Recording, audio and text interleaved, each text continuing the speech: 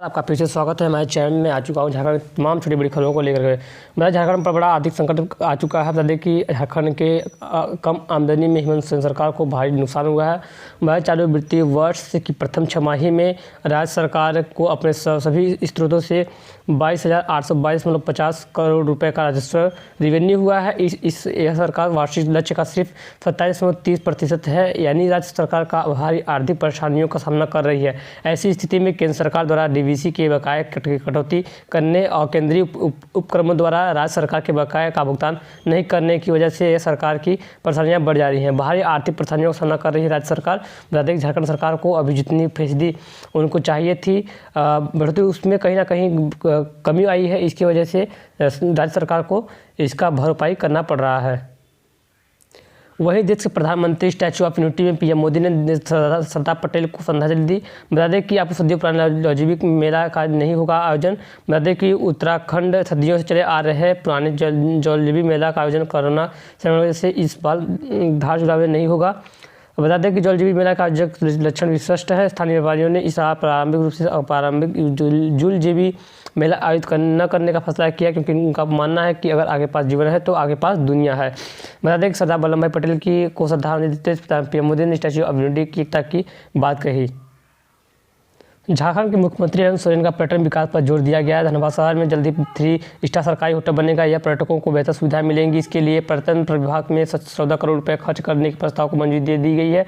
जल्दी टेंडर आवेदन कर इसका काम शुरू कराया जाएगा। धनबाद शहर के प्राइम लोकेशन के पर्यटन विभाग का होटल रतन विहार है। एसएसपी कार्यालय के समक्ष स्थित एक होटल का 2 हिस्सा है। इसमें से एक हिस्सा को तोड़कर नया होटल बनाया जाएगा। इसके साथ ही दूसरे हिस्सा का पुनरुद्धार कराया जाएगा। अभी भाई बिहार के समय पर्यटन विभाग ने यहाँ पर होटल रत्न विहार बनाया था। 2 भवन बनने थे पहले। भवन का उद्घाटन 5 जनवरी 2000 को बिहार सरकार के तत्कालीन पर्यटन मंत्री माधव लाल सिंह ने किया था।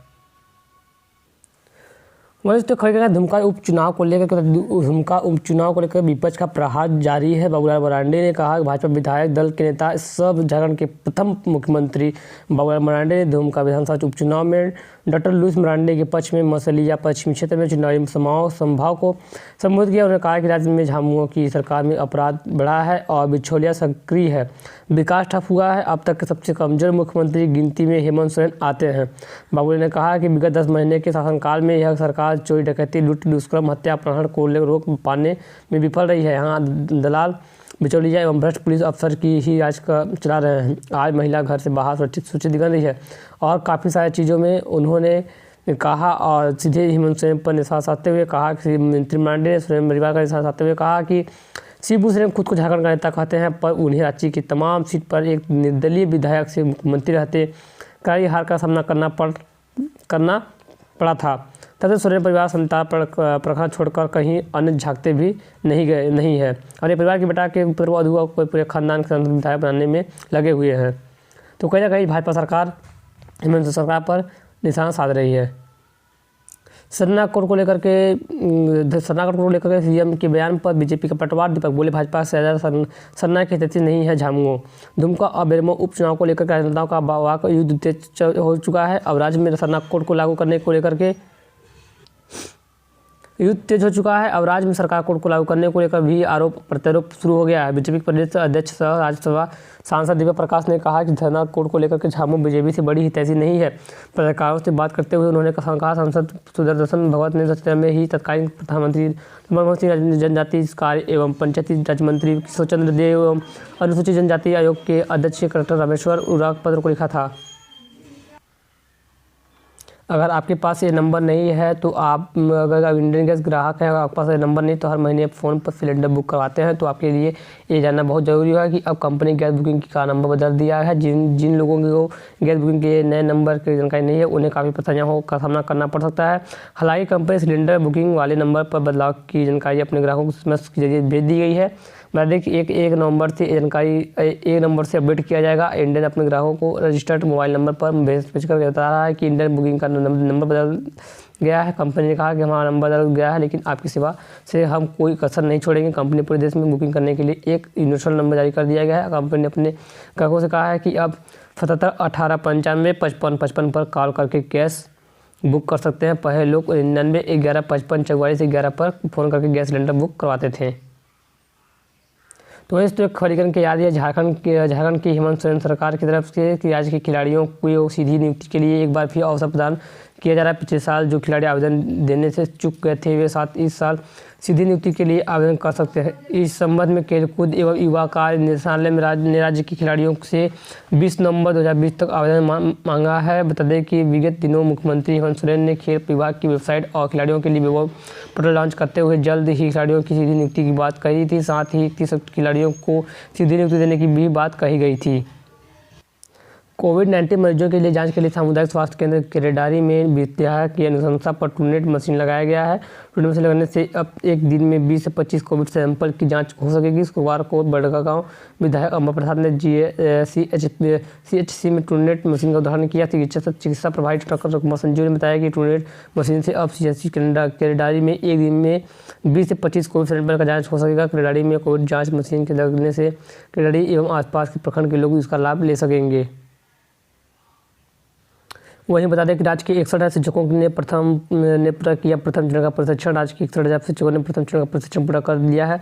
भारत सरकार द्वारा शिक्षा दीक्षा पोर्टल के माध्यम से शिक्षकों के लिए चलाए जा रहे ऑनलाइन प्रशिक्षण में राज्य में 79,000 शिक्षकों ने पंजीयन कराया है, जिसमें 61,000 शिक्षकों ने प्रथम चरण का प्रशिक्षण पूरा कर लिया है। शिक्षकों के लिए 90 दिनों का प्रशिक्षण चलाया जा रहा है। प्रशिक्षण का एक कोर्स पूरा करने के लिए 15 दिन रियायत किया गया है। अगले वर्ष फरवरी में भारत सरकार द्वारा प्रशिक्षण प्राप्त कर चुके शिक्षकों के लिए बिना ऑनलाइन सर्वे किया जाएगा। सर्वे में प्राप्त प्रश्नों का सही जवाब देने वाले शिक्षकों को भारत सरकार द्वारा प्रमाण पत्र दिया जाएगा। जिन शिक्षकों ने पंजीयन नहीं कराया है उन्हें जल्द पंजीयन करने का निर्देश दिया गया है। वहीं बता दें कि नेतरहाट आवासीय विद्यालय में नामांकन परीक्षा में शामिल होने के लिए आवेदन जमा करने की अंतिम तिथि 31 अक्टूबर है। परीक्षा में शामिल होने के लिए अब तक लगभग 3,000 विद्यार्थियों ने आवेदन जमा किया है। विद्यालय में कक्षा 6 से में नामांकन के लिए प्रवेश परीक्षा ली जा रही है। परीक्षा दिसंबर में होगी। प्रवेश 15 नवंबर से विद्यालय की वेबसाइट से डाउनलोड होगा। कल से डाउनलोड होगा इंटर मैट्रिक संपूरक परीक्षा का एडमिट कार्ड। मध्य मैट्रिक संपूरक परीक्षा 2020 के परीक्षार्थियों का प्रवेश पत्र 1 नवंबर से जाए की वेबसाइट से डाउनलोड किया जाएगा। इस संबंध में झारखंड एकेडमिक काउंसिल द्वारा जारी निर्देश में कहा गया है कि विद्यालय के प्रधानाध्यापक प्रवेश पत्र डाउनलोड कर परीक्षार्थियों को उपलब्ध कराएंगे। मैट्रिक संपूरक परीक्षा 9 नवंबर से शुरू होगी। तो वही दोस्तों एक खबरीकरण का सनातन धर्म कोड को लेकर बताया। सनातन धर्म कोड के आंदोलन को देशव्यापी स्वरूप देंगे। 32 से अधिक संगठन का कर्मा होगा। बताइए 30 तक सनातन कोड की घोषणा नहीं हुई तो 6 को चक्का जाम करेंगे। बैठक में लिए गए निर्णय जानकारी सांस्कृतिक संगठनों की ओर समस्त सरना आदिवासी समाज आदिवासी संस्कृति सरना धर्मचर्चा अभियान कादेशवाड़ी देश सरना हरबू में सनातन धर्म कोड को लेकर भावी योजना तथा रणनीति की घोषणा की गई है। सनातन धर्म कोड को लेकर भावी कार्ययोजना तथा रणनीति की योजना की गई है। जल्द ही इन पर निर्णय नहीं किया गया तो जमशेदपुर में 30 नवंबर तक इनका सनातन कोड जारी नहीं किया था को चक्का जाम कर सकते हैं।